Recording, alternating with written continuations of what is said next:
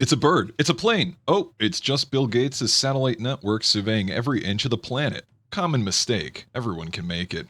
I'm Aquatic. This is the Real Report. We got some interesting stuff to cover today. Everything from Bill Gates himself to some stuff going on with the Swiss that is mind-boggling. Some things on the U.S. Navy, Russia, Ukraine, Azerbaijan, Armenia, Turkey, Germany, France, the EU in general, and of course, domestically, some things that Biden has really floundered on. Without further ado, I wanted to bring this article up from 2018 because what is going on with Earth Now? If anyone is not familiar, it's his plans for the satellite network that provide imagery and live video of every inch of the planet in virtually real time and at a resolution high enough to capture, quote, in great detail, the activity of each of Earth's 7 billion inhabitants. Earth Now and Bill Gates' unsettling pitch describes a network of satellites that can see any corner of the globe and provide live video with a delay of about a second. Now, quietly admitting that imagery and video will be sold to governments and private organizations in the fine print, the Gates project is attempting to use the possible environmental benefits of the surveillance to convince the public that the massive intrusion into their privacy is for a worthwhile cause, as if the Patriot Act wasn't bad enough. According to the pitch, the potential uses of the technology are for catching illegal fishers, watching hurricanes, detecting forest fires, watching volcanoes, assisting the Ministry of the media in telling stories from around the world, tracking whales. Yes, I'm sure Discovery Channel and Planet Earth are going to be using this strictly to track wildlife, helping smart cities become more efficient, aka draconian, and provide on-demand data about crop health and observing conflict zones around the world. Earth Now will have a cost of around $1 billion, and that was a few years ago. I want to know what's going on with that. I haven't heard any news in years on that project. And the reason I bring that back up is Gates has been circulating in the headlines over the last few days because the strain from that year was the worst of his lifetime, and how Gates is staying optimistic. COVID in Ukraine, hopefully I don't get censored for just saying the C-19 word, were major setbacks in the pursuit of global development goals, philanthropist admits, but cutting back on aid would be tragic, aka beneficial for the little guy. It would be awful to turn away just because we're getting bad grades due to unexpected setbacks. Wow, such a scholar. Anyway, the UN General Assembly prepares to meet in New York next week. The report makes clear that most of the 17 Sustainable Development Goals agreed by member countries in 2015, which is why I bring up the surveillance project again. Okay, going back to 2015, shared a blueprint for, you guessed it, peace and prosperity for the people and the planet, but noteworthy, they had a deadline of 2030. When we set the goals, we definitely did not expect something like the C-19, even though everything he did predicted it in 2019, months before it actually happened. Anyway, said if you look at the rates of childhood, what's the word I want to use here? Things that go in your arm, then the pandemic was a huge setback. We're back at 2009 levels of things that go in your arm coverage. Guy is absolutely out of his freaking mind. That's all I'm going to say about that. And if being caught being a illegal fisherman by a spy satellite funded by Gates wasn't bad enough, Swiss citizens who overheat their homes this winter could face hefty fines and, you guessed it, 3 years in jail. Pretty reasonable punishment, no? After the Swiss and Finns joined the Germans, Austrians, Swedes, and bailing out their energy providers who are facing trillions, not just billions, trillions in margin calls, new legislation covering Switzerland's energy supply will make heating homes to more than 19 degrees Celsius unlawful in the event of an energy shortage, which they're going to have an energy shortage, just like the Germans. To note, World Health Organization has long held that a temperature no colder than 20 C is recommended for children, the elderly, and those with existing health conditions. So they're in for a very interesting time as neighbors rat out neighbors And the best part about that, that's not just a one-time fee. Could face daily fines of up to 3,000 Swiss francs and up to 3 years in prison if you are a repeat abuser of excessive home heating. U.S. Navy allies begin exercises near Turkey as NATO monitors Russian ships. Keep an eye on the Mediterranean between Greece, Turkey, the U.S. running drills there, and of course the Russian fleet, all in the local area. Don't expect anything to go on, but nobody usually does. Update, Deputy Chairman of the Russian Security Council uses a interesting phrase we keep coming back to. The Kiev Project for Security Guarantees is actually a prelude to World War III. The specter of Germany is rising as they're headed towards industrial collapse. They have a big choice here: let their citizens freeze to death in their homes or capitulate to the Russians and get fuel or energy at a reasonable price, which isn't going to happen for numerous reasons. So it's looking like their industrial powerhouse is going to shut down and it won't be coming back. Putin and Xi discussed Ukraine and Taiwan. Kremlin says, interesting note, Xi will leave China for the first time in more than 2 years for a trip this week to Central Asia, where he will meet Putin just a month before. He is set to cement his place as the most powerful Chinese leader since Mao Zedong. Putin and Xi Jinping will discuss Ukraine and Taiwan. You guessed it. Zelensky says Ukraine has retaken 6,000 square kilometers, but army worried about defending it. And they should be. The reason I mention that is because, well, this seems to be an overlooked point that I might make a separate video on, but not to get too in depth. My thoughts on it are Russia is still sticking with the 190,000 troops that were originally committed, made up of a lot of Chechens and Wagner Group military contractors. Not necessarily the core of the Russian army. Obviously, they've got their airborne and the VS, I can't remember, their paratrooper equivalent are in there. Don't get me wrong. They've taken a lot of casualties, etc., etc., but they've been fighting a proxy war against the entire West, dozens of countries sending equipment, aid, etc., and they have depleted most of the Western world's arms reserves that they're able to send with only 190,000 troops. If they decide to mobilize and declare a formal war, not only is it going to bring Belarus into the fold, some of the other allies potentially, it's also going to open up another million troops that are going to be able to go into Ukraine. So Putin's very big on formalities. Keep an eye on that. Yes, the Ukraine offensive worked spectacularly well. Yes, it was because of Western intelligence telling them where Russian positions were weakest. I believe in Izium there was 2,000 troops and Ukraine assaulted with 15,000. So naturally, instead of a slaughter, the Russians retreated. But again, 6,000 square kilometers is no joke. So we'll see. We'll see how that unfolds in the coming weeks. Russia's Putin, the dollarization of the world economy is inevitable, he says. Putin says the process to excise the dollar from the world economy is inevitable as his country is coping with financial and technological aggression by some countries, aka the United States. So keep an eye on that as him and the BRICS work together for both reserve currencies and to figure out how to get around not only sanctions. He's getting countries to deal in rubles, like Turkey purchasing gas, and of course new pipelines going through Mongolia.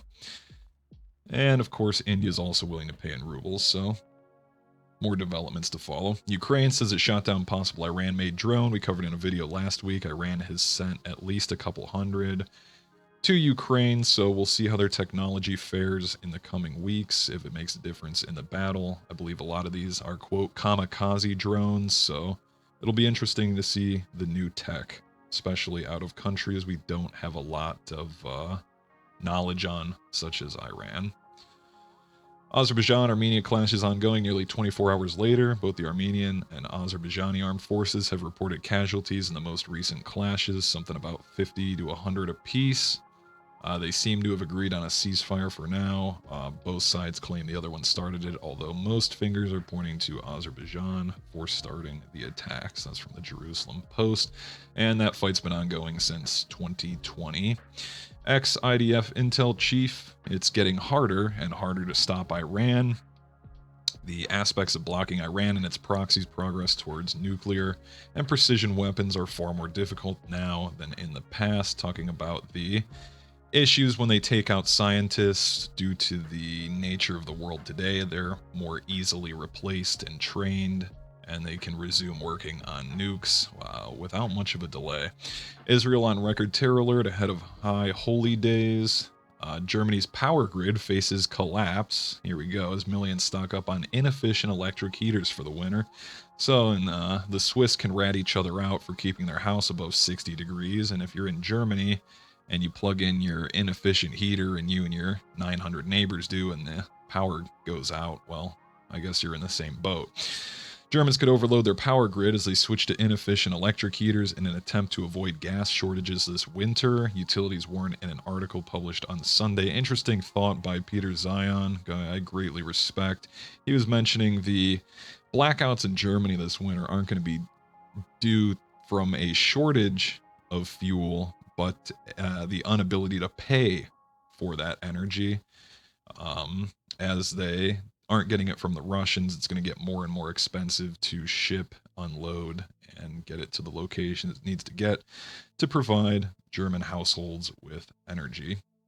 So again, all eyes are on Germany for this winter. We're probably 3 to 6 weeks ahead of them. So whatever seems to be happening in Europe inevitably is happening in the United States, which brings us to France, bracing for catastrophic food shortages following drought. Farmers and unions warn. Again, a continuing trend that we keep covering. Food producers say nearly 1.5 million tons of potato crops could be lost due to the heat wave, a drop of 20%. After 4 severe heat waves this year, record high temperatures have wreaked havoc on crops and could have a devastating impact on the availability of food across the rest of Europe. France is the leading European exporter of potatoes, with more than 2 million tons of the crop being exported each year. So more food shortages on the way. EU scraps price cap on Russian natural gas, which is not a long-term solution. So again, energy is pretty foobarred, and we just need to keep watching for more developments. Hamas says comprehensive resistance, sole way to realize Palestinian rights, urges Palestine to scrap Oslo Accords. Hamas made the call in a Tuesday statement on the 29th anniversary of the inking of the so-called peace agreements in 1993, which marked the first time the Israeli regime and the Palestine Liberation Organization, the PLO, recognized each other. The resistance movement said the disgraceful accords have jeopardized the Palestinian cause, brought about further restrictions for the Palestinians, and failed to stop Israel's colonial projects and Judaization schemes across the occupied territories. So keep an eye on them as well. Again, more headlines out of the Middle East. And back to the United States Air Force. U.S. Air Force warns of aging fighters, poor purchasing efforts. They're having a lot of issues here. What makes the equation a problem, Lieutenant General Richard Moore said, is the replacement fighters, particularly F-35As, aren't arriving fast enough. Now, this is a problem as a lot of the fleet that's still in service is 30 years old, which I couldn't believe when I first read that. Average fighting Falcon is more than 30 years old, and some started flying in the 1980s. They're trying to breathe new life into the F-16s and hope they'll keep flying into the 2040s. Here's where things get really screwed up, though. Top Air Force officials have said that they need to buy at least 72 fighters each year to start phasing out the old stuff. The average fighter aircraft in the service is 28 years old, and the original budget request for 2023 called for nearly $7.2 billion to procure 57 new fighters, 24 F-15EXs, and 33 F-35As. Guess what? Instead of $7.2 billion, the Senate's version of the annual defense policy bill is only going to be enough to add 7 F-35As, which is obviously a very long way from 72, and only going to get them about 921 million closer. So keep an eye on that, especially as our stockpiles continue to dwindle, our aircraft become more outdated, and we can't get the parts out of places like Taiwan. Space Force eyeing easing enlistment rules to target high demand skills, so another step backwards, setting the bar even lower. Space Force officials hope to maximize recruiting of new Guardians by granting more waivers for enlisted standards to individuals with high demand skills. The nominee to lead the service said Tuesday. Army officials, interesting one here, you guys probably saw this one, expect to miss their recruiting goals for the fiscal 2022 year. Again, missing their recruitment goals. Air Force officials said they expect to just barely meet their active duty targets. Not good news. Buttigieg, interested in California ban on new gas cars as he weighs a national policy. So, of course, they're looking to require 35% of new vehicles to produce zero emissions by 2026, and they want that to progressively rise to 100% of vehicles by 2035, which is beyond absurd. Biden scrambles for damage control after disastrous inflation report because, guess what? It's the worst inflation trend in 27. Let's see. After bragging for just 4 weeks ago, that the economy had 0% inflation. You guys probably saw that one. Absolutely hilarious. In the month of July, picked month-over-month figures which completely ignored the highest food price inflation since 1979. Biden issued yet another insultingly stupid statement. Well, he does a lot of those. That the extremely hot CPI print, which sent markets into turmoil, and rate hikes expectations shooting higher. So just minutes after markets began puking in response to yesterday's Biden claim, or Tuesday's, the data shows more progress in bringing global inflation down in the U.S. economy, which is just blatantly wrong. Yes, here it is. This is the 27th straight month of rising inflation, including a particularly painful 11.4% increase in the food index, its largest 12-month increase since, you guessed it, 1979. The food at home index rose 13.5%, its largest 12-month increase since the period ending in March of, again, 1979. So inflation is not going anywhere and is actually getting worse for everyday Americans. And to make things even worse, the stupidity knows no bounds. The Biden admin reportedly ready to refill strategic petroleum reserve at $80 a barrel. Now, what people fail to report on with this, if he has publicly declared that they are willing to refill millions of barrels at 80, OPEC and any other country that we're buying oil from has absolutely zero, none, nada, zilch incentive to ever produce a barrel worth less than 80 when that's what they're willing to pay. So that stance is going to be very costly for years of consequences to come. Again, the U.S. Strategic Petroleum Reserve plunging to its lowest since, again, 1982. According to people familiar with the matter, the U.S. may begin refilling its emergency oil reserve when crude prices fall to around 80 a barrel, and then they're not going to go any further. Cat's out of the bag. 63% of small businesses have put hiring on hold. Did somebody say recession? Again, that's everything from real estate, automotive, healthcare, doctors, retail, finance, manufacturing, construction, gyms, beauty, restaurants, travel, and lodging. All hiring halts. Half of U.S. workers are quiet quitting as well, so depending on your stance on that, right or wrong, regardless, over 15,000 full-time and part-time U.S. workers showed that 50% of respondents met the definition of quiet quitting, aka only doing what you're paid for, never staying late, never going in early, which is the definition of just doing your job. Meanwhile, 32% of employees who were actively disengaged rose to 18 and 17%, the poll saw. So keep an eye on that as the amount of people working not only decreases, but the people doing the jobs also decrease as far as productivity goes, which is only going to produce less results and make things even more inefficient. And full-blown political purge. Tucker Carlson obtains DOJ subpoenas targeting Trump allies. This is an ongoing story which we've known for literally before Trump was even president. So not going to dive into that article too much. Again, largest private sector nurse strike in U.S. history unfolded across Minnesota. Let's see how long that lasts with the 15,000 nurses.